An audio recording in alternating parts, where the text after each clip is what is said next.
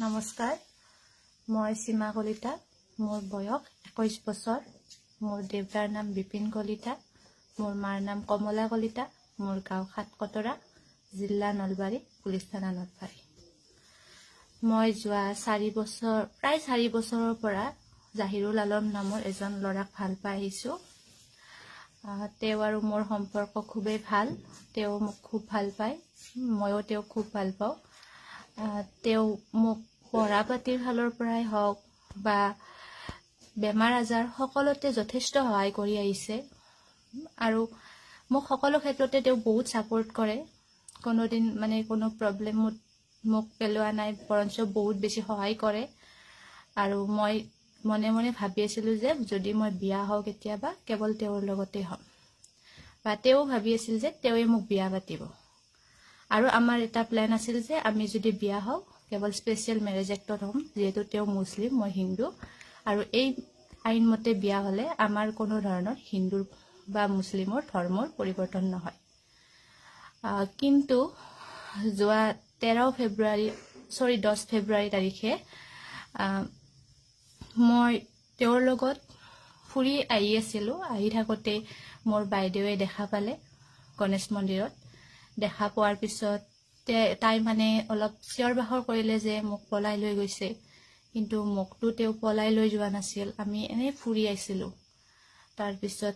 মই সেই কথাটোত অলপ লাজ পালো আৰু ভয়ও খালো গতিকে আমি অলপ দূৰলৈ গুচি গলো যোৱাতে আমাক পিছে পুলিচে খেদি গল যোৱাৰ পিছত পুলিচে আমাক ধৰাৰ পিছত যেহেতু আমি প্ৰাপ্তবয়স্ক দুজন লগতে আমাৰ ওপৰত কোনো ধৰণৰ লিখিত কমপ্লেইন নাছিল গতিকে আমাক দুয়োকে এৰি দিলে আৰু এৰি দিয়াৰ পিছত মই বদনামী হলোৱে যেহেতু ঘৰলৈ নগৈ তেওঁৰ লগতে গুচি আহিলো কিন্তু তেওঁ মোক কোনো পধ্যে নিবলৈ মান্তি হোৱা নাছিল যেহেতু আমাৰ সময় হোৱা নাই কিন্তু মোৰ মানে যেহেতু মই কৈছো যে মোক যদি নিনিয়া মই ঘৰলৈ নাযাওঁ ক'বাত বেলেগত হলেও গুচি যাম তাৰ পিছত তেওঁ উপায়হীন হৈ মোক লৈ আহিলে লৈ অহাৰ পিছত মোৰ ঘৰৰ মানুহে তেওঁৰ ওপৰত অপহৰণ কেছ দিলে কিন্তু তেনেকুৱা একো নোহোৱাত মই যেহেতু অপহৰণ নহয় আৰু মিছাকে তেওঁৰ বিপদ হোৱাটো নিবিচাৰা কাৰণে মই নিজে গৈ থানাত হাজিৰ হলো 13 ফেব্ৰুৱাৰী তাৰিখে তাৰ পিছত হাজিৰ হৈ মই সকলো ধৰণৰ স্পষ্টীকৰণ দিলো যে তেওঁ মোক পলাই নিয়া নাছিল যি হৈছিল সেইখিনি কলো সঁচাখিনি কোৱাৰ পিছত থানাৰ পৰা তেওঁ আয়ো আছিল ৰুমি ঠাকুৰীয়া তেওঁ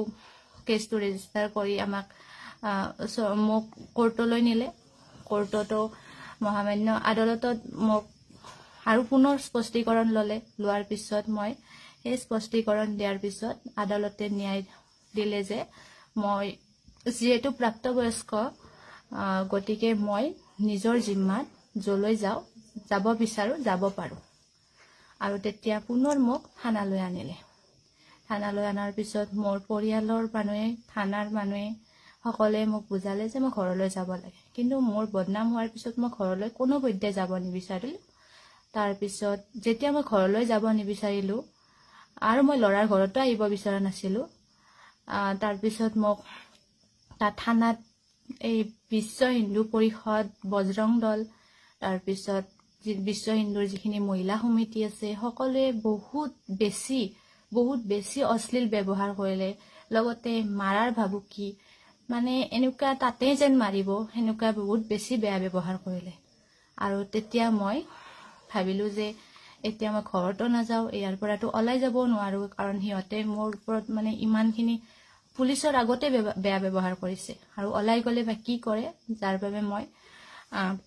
আয়ো ৰুমি ঠাকুৰীয়াক কলো যে মোক এটা সুৰক্ষিত ঠাই লাগে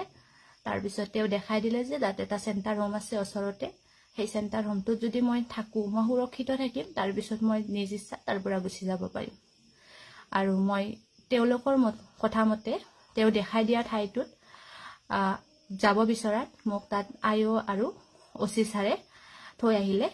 থৈ অহাৰ পিছত মই তাত 3 দিন থাকিলো তাত মই নিজকে যেহেতু মই মানসিকভাৱে ভাগি গৈছিলো মই নিজকে শাৰীৰিক মানসিকভাৱে সুস্থ কৰিলো তাত তাৰ পিছত মই তাৰ পৰা ওলাই আহিব বিচাৰিলো আৰু যেহেতু মই নিজৰ জিম্মাত আহিব পাৰো গতিকে মই থানাত জনাই নিজৰ জিম্মাত গুচি আহিলো আৰু গুচি অহাৰ পিছত যেহেতু ইমানখিনি বদনাম হল RSSৰ মানুহে মোক ইমানখিনি সকলোতে ঢোলপিটি জনাই দিলে আৰু বদনাম কৰি দিলে যে মই মুছলিম ল'ৰা তাত পলাই গৈছো সেইবাবে মই ঘৰলৈ যাব কোনোপধ্যে ঘৰলৈ যাব নিবিচাৰো আৰু সেইবাবে মই নিজ ইচ্ছাত এঠাইত গুচি আহিছো এতিয়া মই ভাৰতৰে এটা ঠাইত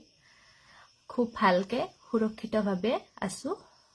মোৰ কোনো অসুবিধা হোৱা নাই মই ঠিকে আছো গতিকে পুলিচে মোক বিচাৰি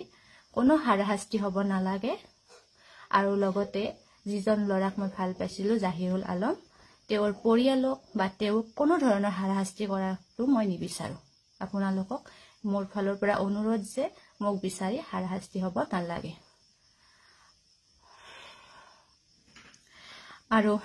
মই এতিয়াও মই হিন্দু হৈ আছো আৰু মই গোটেই জীৱন হিন্দু হৈয়ে থাকিম মোৰ কেতিয়াও ধৰ্মৰ সালসলনি নহয় আপোনালোকে মোৰ ধৰ্মৰ সালসলনি হ'ব বুলি ভয় খাই কোনো ধৰণৰ